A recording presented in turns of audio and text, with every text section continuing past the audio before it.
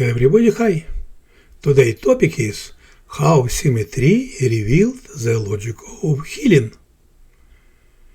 Some medical discoveries begin not with a machine or a drug, but with a pattern. In myocardial infarction, that pattern was the realization that healing succeeds only along an optimal path. The heart does not recover well simply because the body reacts strongly or weakly. It recovers well only when destruction and repair remain properly synchronized.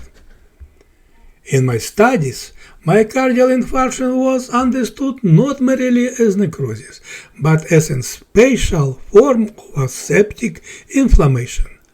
Successful healing depends on what I called eureactive stress, a balanced state in which necrotic and reparative processes unfold in proportion.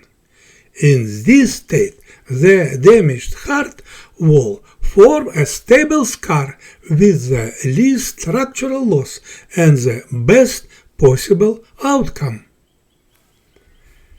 The symmetry appears when healing deviated from this optimum. In hyperactive stress, destruction moves too fast and repair lags behind. In hyperactive stress, repair is too weak and delayed.